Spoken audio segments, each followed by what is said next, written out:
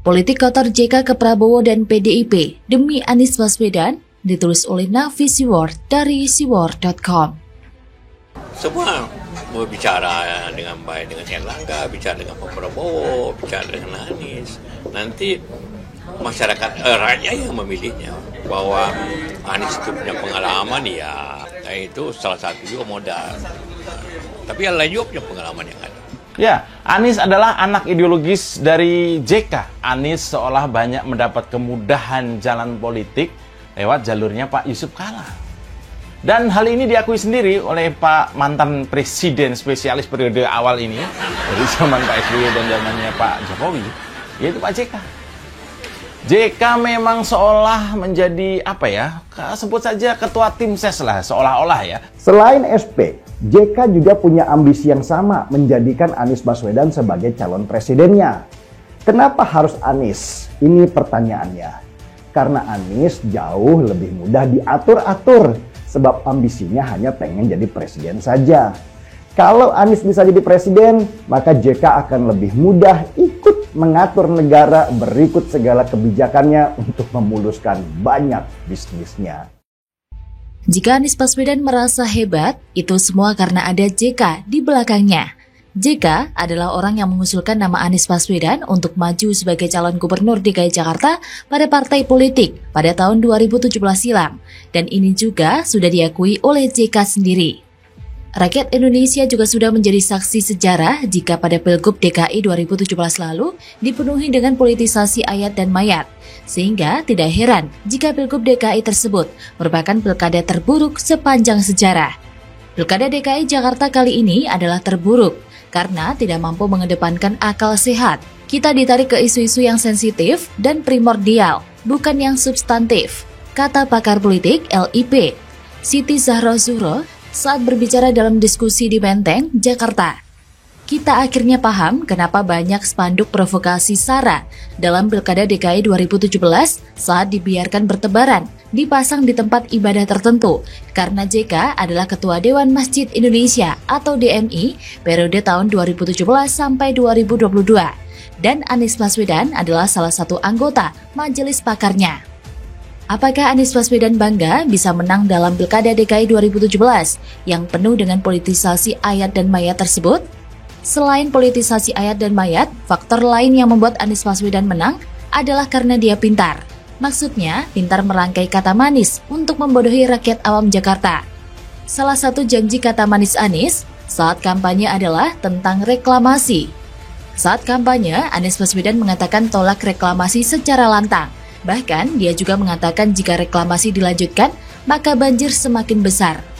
Tetapi, setelah Anies menang dan menjadi gubernur DKI Jakarta, dia malah mengklaim jika reklamasi bisa menyelamatkan Jakarta dari banjir.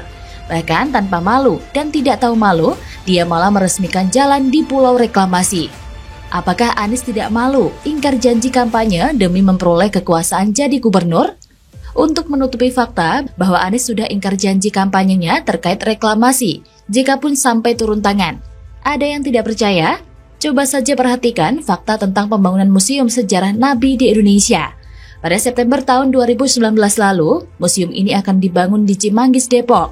Pada Desember 2019, lahan untuk pembangunan Museum Nabi juga sudah disiapkan di Cimanggis, Depok, dan katanya segera dimulai. Tapi pada Februari 2020, JK dan Anies Baswedan malah meletakkan batu pertama pembangunan Museum Nabi tersebut di lahan reklamasi Ancol. Beberapa waktu yang lalu, Anies juga sengaja mengadakan acara Formula E di lahan reklamasi. Apakah jutaan rakyat Jakarta masih ingat jika Anies Baswedan sudah ingkar janji tolak reklamasi setelah ditutupi dengan berita pembangunan Museum Nabi dan acara Formula E di lahan reklamasi tersebut?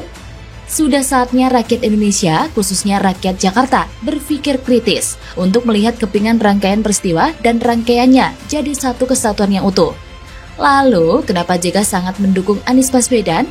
Sederhana saja sobat. Apakah JK mau mendukung Anies Baswedan secara gratis? Tidak ada hal yang gratis dalam dunia politik. Dalam acara Formula E yang diselenggarakan oleh Anies Baswedan beberapa waktu yang lalu, banyak orang JK terlibat di dalamnya. Anies dapat nama dari Formula E, orang JK dapat kerjaan di acara tersebut. Rakyat Jakarta dapat apa coba? Setelah jabatan Anies Baswedan berakhir pada Oktober 2022 nanti, lalu siapa yang harus membayar biaya komitmen fee terkait Formula E sampai tahun 2024 nanti? Jangan mimpi deh jika Anies Baswedan mau membayar biaya komitmen fee tersebut melalui uang pribadinya. Beberapa hari yang lalu, JK secara terbuka mengaku punya hubungan sejarah dengan Anies Baswedan, terutama terkait Yayasan Paramadina. Anies pernah menjadi rektor Universitas Paramadina, sementara JK hingga kini merupakan Ketua Dewan Pembina Yayasan Wakaf Paramadina. Itu tinggal masyarakat yang memilihnya. Bahwa saya dekat memang punya sejarah. Saya ke Paramadina itu sama-sama, ucapnya. Ada yang tahu kenapa JK begitu getol mendukung Anies Baswedan untuk maju sebagai Capres 2024 nanti? Apakah karena Anies Baswedan bisa jadikan pion demi kepentingan politik pribadi JK? Jadi ingat nih, pernyataan seorang tokoh oposisi yang mengatakan bahwa bisnis yang dilakukan oleh JK adalah bisnis dagang kekuasaan. Rakyat harus tahu jika pada tahun 2019 lalu, JK yang pernah menjabat sebagai Wapres sebanyak 2 kali merupakan salah satu orang yang ikut dalam gugatan ke MK agar soal jabatan Wapres bisa lebih dari 2 kali berturut-turut. JK juga mengatakan bersedia mendampingi Jokowi lagi saat itu. Apakah ini artinya JK haus kekuasaan sehingga mau jadi Wapres lagi dan lagi? Dan beberapa hari yang lalu, JK mempertanyakan apakah Prabowo kembali ingin ikut maju dalam Pilpres 2024 nanti? Pak Prabowo kan sudah 3 kali ikut pilkada, pemilu, Pilpres tapi belum berhasil, apakah mau 4 kali? Itu pertanyaan juga, kata JK dalam sebuah wawancara. Kenapa JK menanyakan hal tersebut kepada Prabowo? Apakah JK takut jika Prabowo maju dalam Pilpres, maka itu akan menyebabkan Anies susah maju? Apakah JK takut jika Prabowo maju, maka otomatis suara ke Anies akan semakin berkurang? Yang terbaru, jika berkata pasangan Anies Puan bisa mempersatukan bangsa. Ada juga yang mengatakan Anies Ganjar atau Ganjar Anies sebagai pemersatu bangsa. Jadi memang ada menafsirkan seperti Anies dengan Ganjar atau Ganjar dengan Anies. Ya, yang lain juga kalau dipasangkan. Tidak berarti kalau Anies dengan katakanlah Puan tidak pemersatu, kata JK. Mungkin bagi orang awam akan menganggap bahwa JK orang yang bijak karena ingin mempersatukan bangsa dengan mengusulkan nama Anies Puan atau Anies Ganjar, dan sebaliknya. Padahal itu semua hanyalah sebuah politik kotor oleh JK. Jika PDIP mau mengikuti usulan JK di atas, yang untung tetaplah Anies Baswedan, karena otomatis dia sudah dapat tiket dari PDIP yang merupakan partai pemenang pemilu. Akhir kata, silakan menilai sendiri ya bagaimana politik kotor JK kepada Prabowo untuk tidak maju dalam Pilpres 2024 nanti, agar suara Anies tidak pecah.